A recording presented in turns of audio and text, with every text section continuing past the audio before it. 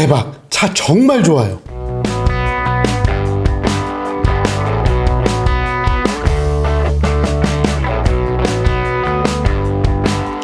안녕하세요. 라페오타의 나윤석입니다. 오늘 소렌토 시승기는 현장 촬영분을 모두 편집해서 만드는 걸로 하겠습니다. 하지만 그렇게 하기에는 처음에 조금 더 요약을 하고 들어가고 싶어서 이렇게 제가 또 나왔습니다. 제가 지금까지 타봤던 국산 SUV 중에서 소렌토는 단연 탑입니다.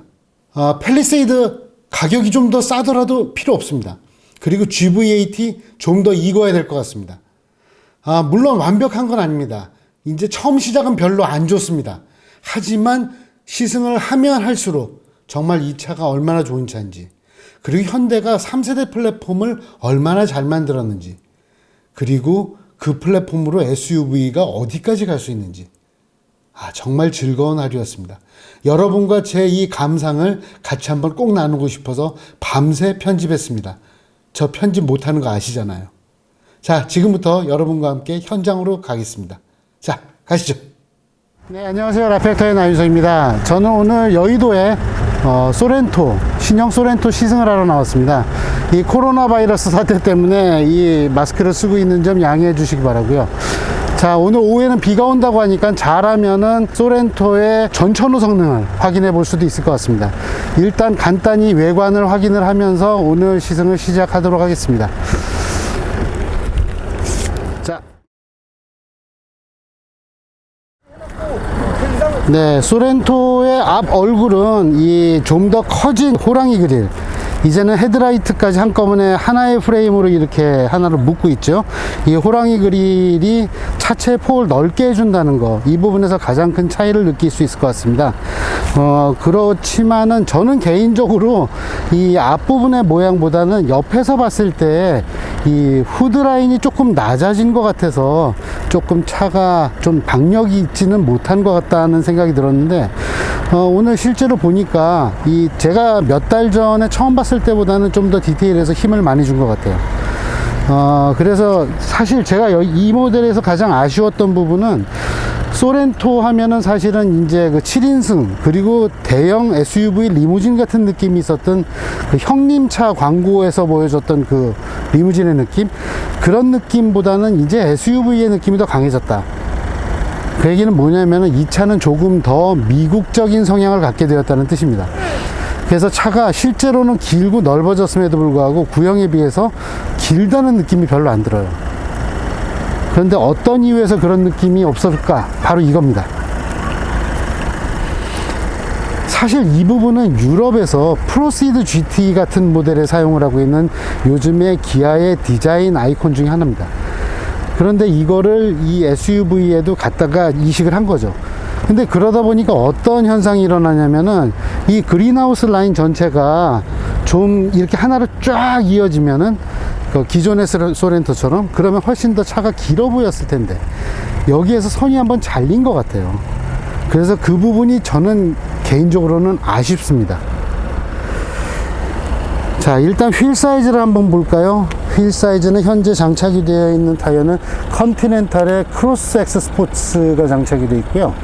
그리고 사이즈 짠, 25, 45, 20. 폭이 되게 넓어요. 이 25 사이즈 정도 되게 되면은 사실은 스포츠형 타이어에 가까워집니다. 저번 주에 시승을 했었던 캐딜락 XT6가 235에 55를 사용합니다. 그것은 사실은 승차감 부분에도 대단히 중요한 이유가 있습니다. 자, 그리고 이 뒤쪽에서 봤을 때 모습은 뭐 영락 없습니다. 지금 현재 미국에서 잘 팔리고 있는 팰리세이드의 이 수직형 리어 컨비네이션 램프를 가지고 왔습니다. 그래서 이 세로형으로 이 테일 램프를 배치하게 되면은 이 가운데 부분이 훨씬 넓어 보이게 되고요. 차가 전체적으로 넓은 느낌이 날 수 있습니다. 그리고 아래쪽에 있는 이 범퍼의 로어 스커트 부분, 그리고 로어 데코레이션 가니시 쪽은 요즘에 기아차들이 보면은 이 컬러 콘트라스트를 주면서 이 각이 조금씩 살아 있습니다. 그냥 둥글둥글하지 않고요. 이 엣지를 살리면서 이 모를 따내는, 그래서 좀 각이 살아 있지만 그렇다고 뻣뻣하지는 않은 그러한 느낌으로 강조를 합니다. 자, 이제 밑에 쪽으로 한번 볼까요? 이 밑에 쪽을 보게 되면 이 차가 이 3세대 플랫폼 소나타와 K5에 적용된 3세대 플랫폼의 SUV 베리에이션 첫 번째 차라는 것을 보면 알 수 있겠어요? 몰라요. 하지만 이 서스펜션이든 샤시든 구조가 기존의 모델들보다는 확실히 저중심 구조라는 거, 그리고 단단한 맛으로 기본 세팅을 가지고 있다는 것을 아실 수 있을 겁니다. 자, 어디 있냐?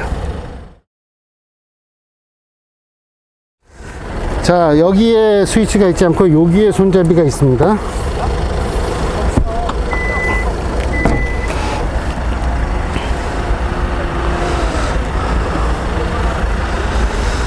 자, 트렁크 안쪽에 보시면 이 차는 현재 6인승 세팅입니다. 6인승 세팅이고요.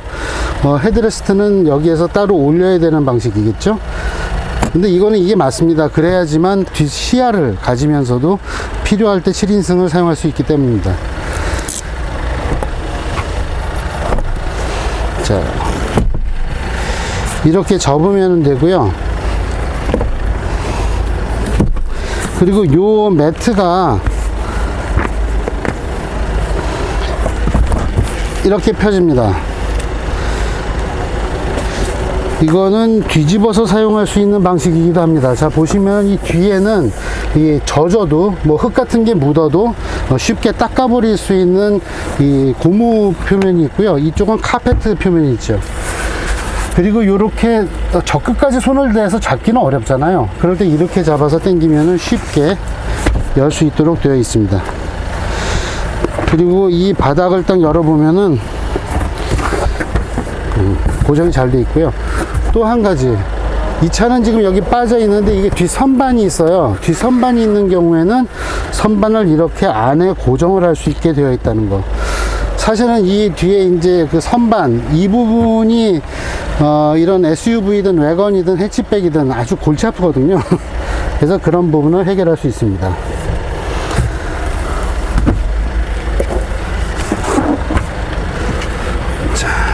그리고 이 차가 6인승, 7인승, 3열 시트가 있기 때문에 뒷좌석에 보면은 이렇게 에어 컨디셔너 조절 기능들이 있고 USB도 장착이 되어 있습니다.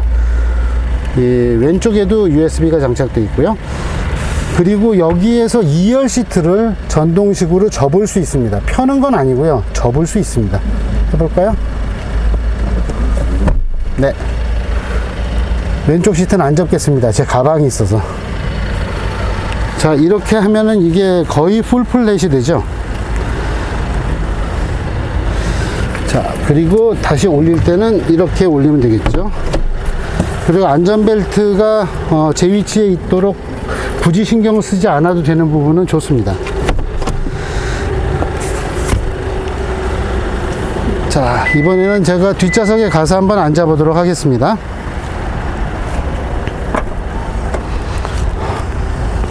아, 이거 계속 걸리네. 자, 앉으려면은 이걸 펴야 하는데, 자, 여기서 이렇게 하고, 그래요. 하는 김에 3열부터 가죠. 자, 3열 들어가는 발 공간은 충분히 넓습니다. 그래서 여기를 잡고, 이렇게 잡고 올라가면 되겠습니다.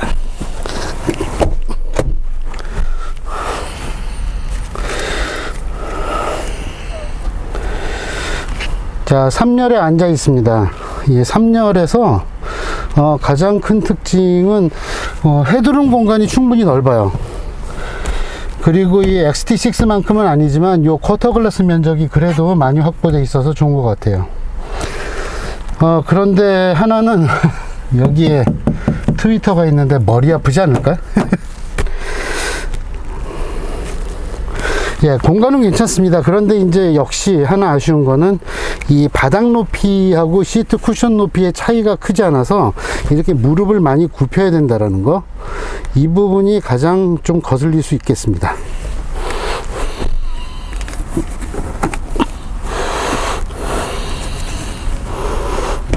자, 그리고 여기에 이렇게 재밌는 게 있는데, 요거 야광 같아요.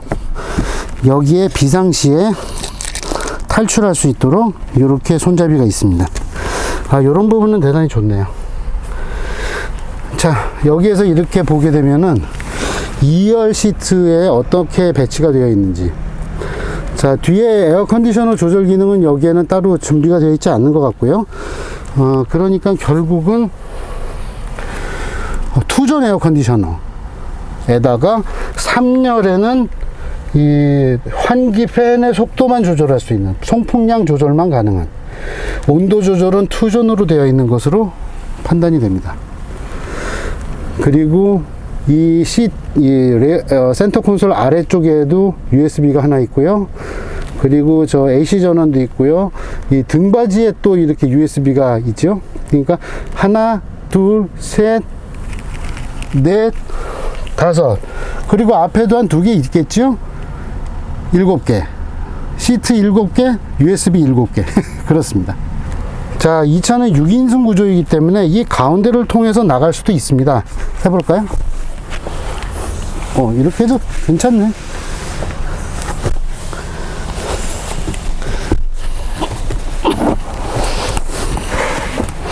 네, 이렇게 해서 왔습니다. 그리고 이렇게 해서 시트를 슬라이딩을 할 수 있고요. 그리고 등받이 각도 조절이 가능합니다. 이만큼 정도까지 눕힐 수 있어요.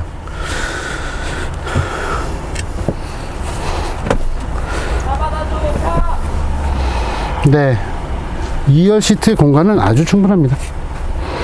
그리고 시트 옆에 이렇게 그물이 있죠. 또 포켓이 있고요. 앞에 포켓이 있고요. 그래서 실용성은 대단히 많고, 여기 컵홀더가 이렇게 따로 있는 거 좋네요. 이쪽에 이 도어 포켓에 바틀 홀더가 있고요. 크레로디오 어떤지 궁금하고요. 문 닫히는 느낌 나쁘지 않습니다. 그리고 이렇게 뒤에 선쉐이드가 있습니다.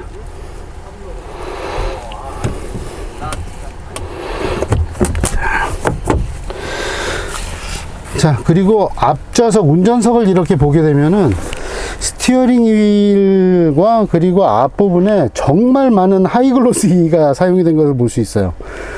그리고 하이글로시, 그리고 이렇게 체크무늬가 되어 있는 곳, 아마 여기에는 당연히 이 아래쪽에서 무드등, 앰비언트 라이트가 작동이 되겠죠. 그리고 스티어링 휠이 이렇게 투톤으로 되어 있는데, 모양 괜찮네요. 그리고 스티어링 휠이 작습니다. SUV 치고는 작습니다. 그리고 여러분 하나 좀 생각을 해보셨으면 좋겠는 게 뭐냐면은, 요 풀 LCD 계기판하고 이 옆에 있는 인포테인먼트 계기판이 아반떼도 그랬고 그랜저도 그랬고 한 평면으로 되어 있잖아요. MBUX에서 그게 시작이 됐죠. 그런데 그게 꼭 좋을까요? 보여주긴 좋은데 내가 보기에는 그렇게 안 좋을 수 있는 것 같아요. 그래서 저는 이렇게 분리된 게 좋습니다.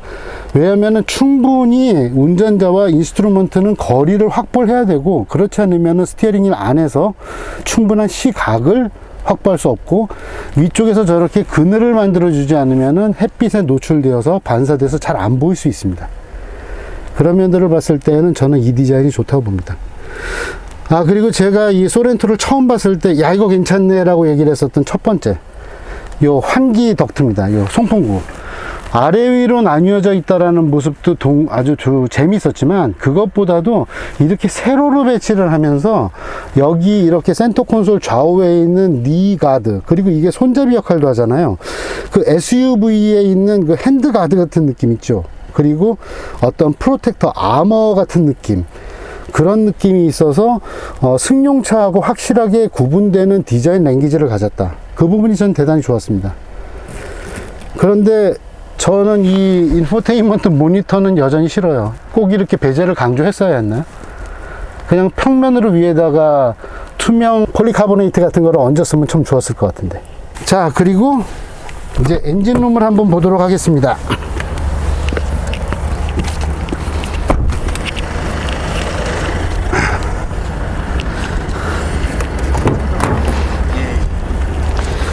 자,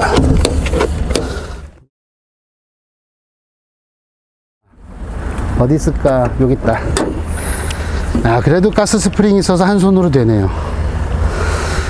자, 스마트 스트림 D 2.2 엔진은 그 전에 있었던 R2.2 엔진하고는 완전히 다른 엔진입니다. 사실 배기량도 48cc인가 46cc 줄었거든요. 그러니까 보행 스트로크가 기본적으로 다릅니다. 그러니까 엔진이 계열이 완전히 다르다고 봐야 되고요. 저는 그래서 그냥 2.2라고 하지 말고 좀 어거지지만 2.1D라고 해가지고 완전히 다른 엔진이라는 걸 좀 강조했으면 어땠을까 하는 아쉬움이 있습니다. 출력 똑같고 토크 똑같으니까 같은 엔진에다가 뭐 스마트 스트림 엔진 기술만 조금 얹은 거라고 생각을 하는데 아닙니다. 이거 완전히 다른 엔진이에요. 그 타이밍 체인 없애고 타이밍 벨트로 바꾸고 뭐 저항 줄이고 그거 다 아니고요.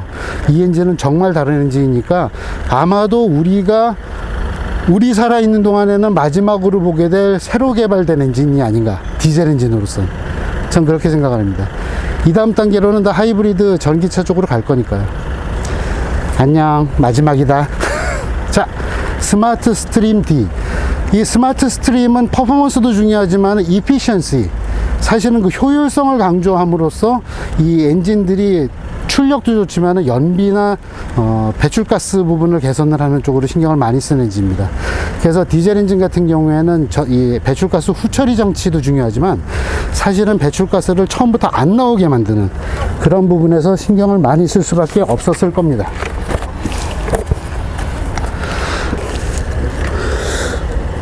터보 차저하고 뒤에 이 촉매정화 장치가 바로 붙어 있죠.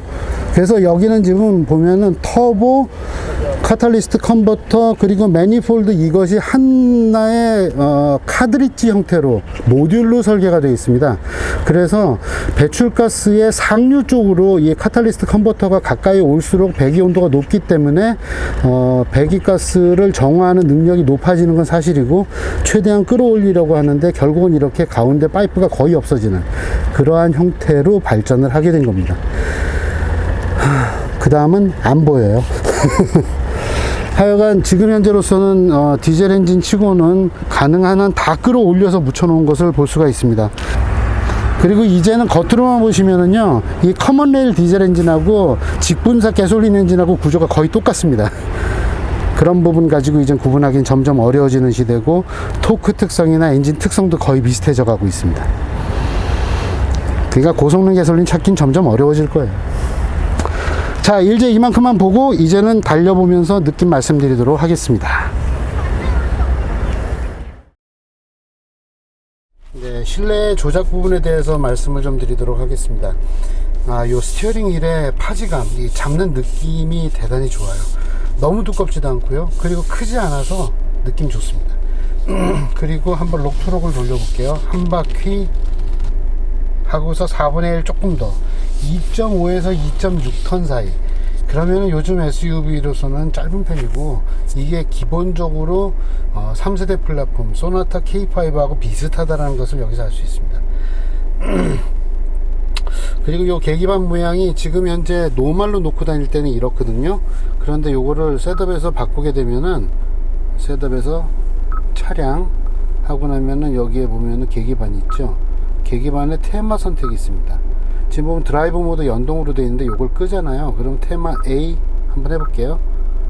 요걸 끄고 테마 A가 이거고요. B, C, D. 그러니까 우리가 보통 이 D가 우리가 처음에 소나타 K5 나왔을 때 보여줬었던 그거죠. 그거를 여기에선 이렇게 주행 모드 연동 A, B, C, 그리고 이렇게 환경 연동 D 이렇게 해놨습니다. 그래서 드라이브 모드 연동 모드로 하게 되면 이런 식으로 작동을 합니다. 인포테인먼트는 기본적으로 사용 방법이 같습니다. 그리고 이 에어 컨디셔너 조절 패널이 조금 작은 것 같지 않으세요? 하지만 기본적으로 여기 오토가 3단계로 있는 거, 요거는 되게 저는 좋은 것 같아요. 집사람하고 저하고 맨날 싸우는 게 이거거든요. 그리고 공기청정 시스템은 지금 잘 작동을 하고 있고요. 여기 보시면은 이게 있고 요게 있어요. 그래서 사실은 요 아래쪽 거를 따로 닫을 수 있으면 참 좋을 것 같아요. 왜냐면은 여성 드라이버들이 이 무릎 시린 거 되게 싫어하잖아요. 그래서 요거는 고개 따로 없는 거가 조금 아쉽긴 합니다. 뭐 하지만 나는 이렇게 얼굴은 쐬고 싶은데 다리는 싫다, 이렇게 제껴놓으면 되니까, 예, 그건 괜찮습니다. 자, 그리고 여기 보시면 요렇게 여기 꼭 손잡이처럼 돼 있잖아요. 그리고 이게 이렇게 무릎을 잡아주는데 좀 삐걱거리긴 하지만 잡아주긴 합니다. 여기에 패딩이 하나 더 있었으면 좋겠다 라는 생각이 드네요. 그리고 요거 올리고 내리고 요거는 되게 직관적으로 작동합니다. 좋습니다. 그리고 여기에 다이얼 방식으로 요즘에 기아차들이 바꾸고 있는 거 아시고, 요 드라이브 모드 조절 스위치가 여기가 좀 짧아서 제가 아까 말씀드렸죠, 요게 주행하다 보면은 조금 짧아요. 그래서 어차피 이게 드라이브 모드일 때는 요쪽으로 안 가거든요. 그러면 쿵쿵쿵 하고 돌릴 때 이걸 진짜 물리적인 각도로 하지 말고 심리적인 각도로 해주셨으면 더 좋았을 것 같아요. 터레인 모드로 가야지 이제 또 스노우, 머드, 샌드 이거 가니까 어차피 이거는 그렇게 했으면 좋겠고, 요 스티어링 히터 버튼 여기 말고 여기 좀 달아주면 안 돼요? 그리고 이 차가 SUV라는 것은 이 힐 디센트 컨트롤, 내리막 속도 자동 조절 장치, 여기에서는 확실히 알 수 있습니다. 자, 이 안에 충전 패드가 있고요. 아까 제가 USB 2개일 거라고 그랬는데 3개예요. 졌어요. 하나, 둘, 셋. 그리고 앞시트 등받이에 하나, 2개. 그리고 센터 콘솔 뒷면에 하나, 그리고 3열에 2개. 그러니까 3, 2, 1, 2, 8개예요. 그리고 이따가 오디오 소리를 들어보겠습니다만, 크렐 오디오 소리, K5에서도 솔직히 실망이었습니다. 이 크렐 오디오 소리가 너무 톤이 높아요. 그리고 음장이 안 만들어지고 고음과 저음 사이가 너무 빕니다. 그 부분에서는 조금 아쉬움이 여전합니다. 예, 일단 첫 번째 NVH 부분을 정리를 하도록 하겠습니다. NVH 부분에 있어서는 조금 아쉬움이 있습니다. 특히 바닥에서 올라오는 노면의 진동, 그리고 바퀴에서 올라오는 구름 소리, 이런 부분들은 조금 차로 많이 전달이 됩니다. 그리고 특히 이 플로어 팬과 이 푸트레스트 페달을 통해서 전달되어 오는 진동은 조금 기분이 좋지 않습니다. 그리고 주행을 할 때 바깥에서 들려오는 소리가 얼마나 잘 잘라지느냐라는 부분. 지금 이 차 같은 경우는 이중접합 유리를 사용을 했거든요. 그럼에도 불구하고 아쉬운 것은 밖에 이제 트럭이 지나가거나 소음원이 있을 때 그 소리가 잘 막아지지 않고 좀 직접적으로 들어오는 느낌이 있습니다. 그 느낌은 조금 아쉽습니다. 그래서 NVH 부분에 대해서는 제가 소렌토에 대해서는 그렇게 높은 점수를 드리긴 어려울 것 같습니다. 그리고 이게 3세대 플랫폼이 전체적으로 낮은 무게중심과 고강성 플랫폼이기 때문에 사실은 SUV를 갔을 때는 그러한 스포티한 특성이 꼭 좋은 것만은 아닐 수 있다라는 것이 좀 걱정이긴 했습니다. 그런데 그 부분에 대한 부분이 100% 해소된 것 같지는 않습니다. 예.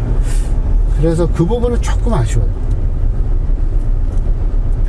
하지만 이렇게 다리에 이음매 같은 거를 통과할 때 보면 이렇게 스카이훅을 넘는 느낌은, 그렇다고 이 차가 완전 단단히 조여져 있는 차는 아니다. 그래서 이렇게 너그럽게 여유롭게 이렇게 쭉쭉 타고 넘는 느낌은 좋아요. 차가 전체적으로 롤링과 피칭을 덜 일으키는 부분에 있어서는 나쁘지 않습니다. 가장 걸리는 거 플로어 팬의 진동입니다. 사실은 전에 그 R 엔진 같은 경우에는 진동 소음이 상당히 큰 상용차용 엔진이거든요. 그래서 그 엔진을 이제 승용차에다 실을 때마다 그 NVH 패키지를 만드는데 정말 힘들었다고 합니다. 그래서 그런 부분이 이제는 조금 덜해지지 않을까.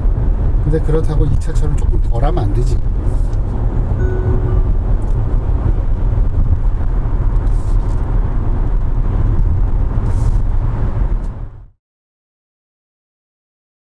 자, 이제 고속도로를 빠져나왔고요. 이제 약간 와인딩을 달려보도록 할 것 같습니다. 이렇게 와인딩을 달려보면서 이제 차의 핸들링을 좀 보겠습니다.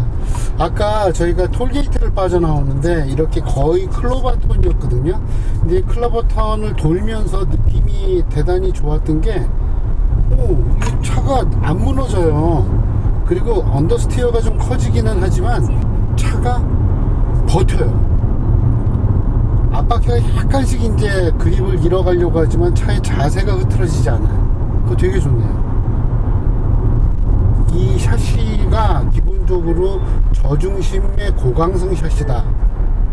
그것, 그리고 스트로크가 길지 않다 라는 부분이 그대로 드러납니다. 장점이 큽니다.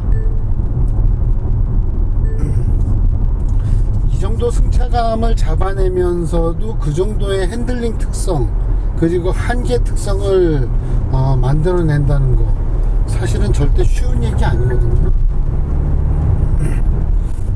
스티어링은 약간 이제 회도성이 좀 큰 편이고요. 하지만 그것은 이 차의 주행 안정성을 만들기 위한 것이지 이 차가 정말 무슨 뭐 핸들링 스페셜은 아니잖아요. 그래서 이 차의 핸들링은 가장 중요한 것은 안정성이다. 이렇게 볼 수 있겠습니다.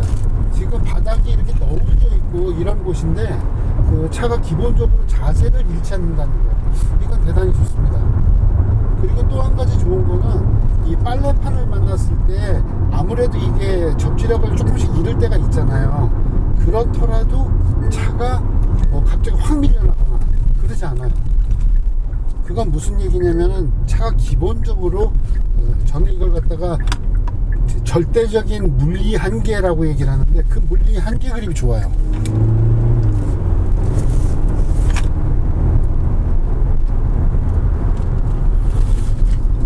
정말 안정적이에요. 그래서 이게 정말 쭉 도는데 엑셀을 오프를 해도 턱인이 세진 않아요. 그러니까 이 차는 자체적으로 대단히 안정적으로 가는 차지 갖고 노는 재미는 그다지 없어요.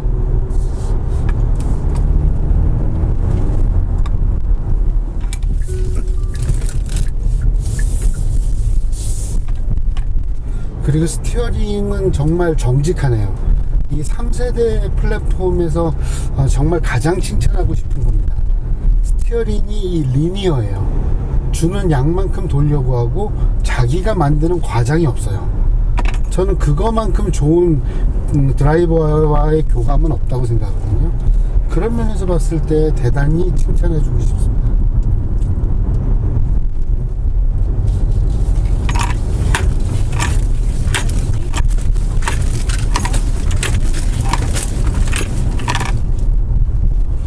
스티어링이 정말 정직하네요. 스티어링이 정말 정직해서 좋아요. 천천히 돌리나 느리게 돌리나, 천천히 돌리게 느리게 돌리는 거구나. 천천히 돌리나 빠르게 돌리나 똑같아요. 예, 그리고 브레이킹을 할 때 브레이킹도 너무 처음에 이니셜 바이트가 강한 쪽도 아니고 그렇다고 해가지고서 절대 제동력이 부족한 쪽도 아니고 되게 리니어예요. 이것도 되게 리니어하네요. 그래서 지금 제 느낌은 이 차는 SUV의 껍데기는 쓰고 있지만 이 차는 SUV 같은 느낌이 아니에요.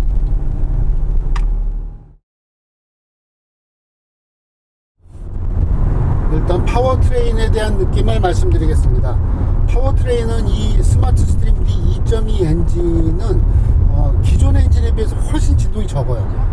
그리고 저회전 토크도 좋지만 엔진 회전수가 따라붙는 느낌이 훨씬 좋네요. 예를 들어서 제가 여기서 쭉 하고 한번 밟았을 때 지금 2000rpm을 넘어가면서 이렇게 쭉 올라갈 때 느낌이 이전에 R2.2 엔진보다는 훨씬 매끄럽고 빠릅니다. 그리고 재원표상으로는 저회전 토크가 더 센 거로 되어 있지만 그 저회전 토크에 다 뭉쳐 있진 않아요. 그 토크가 위로도 쭉 퍼져 있어서 토크 밴드가 이렇게 딱 올라서 쫙에다가 뚝 떨어지는 게 아니라 쭉 이렇게 매끄럽게 떨어지는, 그러니까 실제로 사용하면서 즐거울 수 있는 회전 영역은 좁지 않은 그런 느낌입니다. 자면 이 엔진은 조금만 더 숙성을 시키고 튠을 더하면 충분히 회전수를 더 올릴 수 있을 것 같은데요. 이 엔진은 그냥 저회전용 엔진은 아니에요.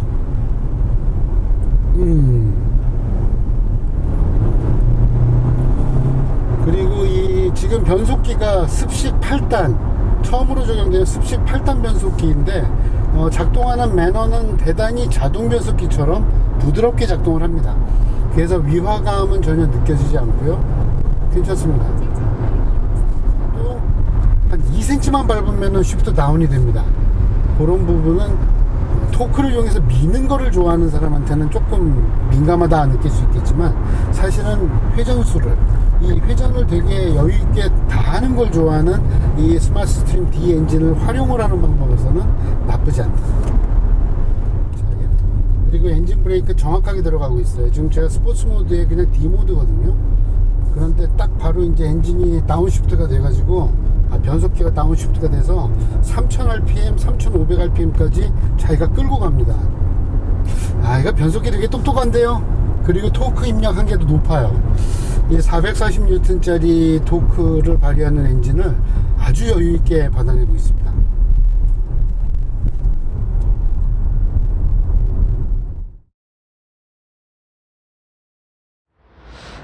네, 3세대 플랫폼의 세 번째 모델인 기아 소렌토. 기아 소렌토는 3세대 플랫폼의 특징인 견고함과 낮은 무게중심은 그대로 지켰으면서 그것을 어떻게 사용할 것인가에 대해서는 확실히 고민이 있었다는 것을 알 수 있었습니다.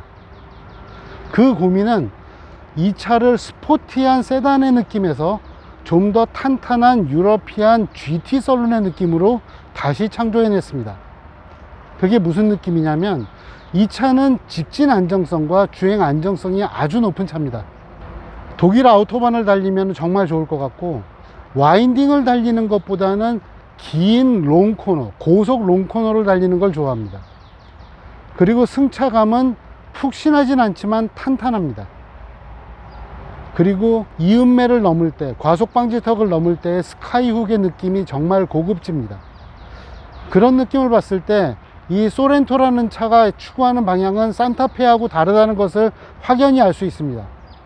산타페는 패밀리 세단을 대체하는 SUV였다면, 소렌토는 GT 세단, 스포츠 세단의 SUV 버전인 것 같다는 생각이 들기 때문입니다.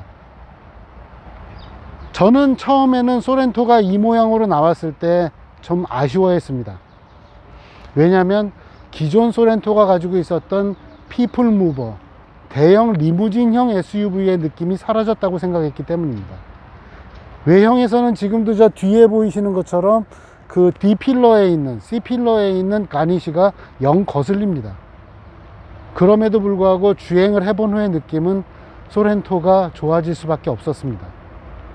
정말 이렇게 SUV가 탄탄할 수 있구나. 우리나라 SUV에서 유럽 스포츠 SUV의 느낌이 날 수도 있구나. 3세대 플랫폼의 느낌이 이렇게 좋구나. 그리고 스티어링이 이렇게 정직할 수 있구나. 하지만 완벽하진 않습니다.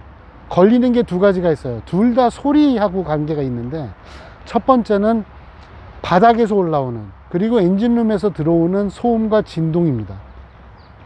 이 푸트레스트를 받고 있는 왼발, 그리고 페달, 그리고 플로우팬을 통해서 진동이, 그리고 다 걸러지지 않은 소음이 올라옵니다.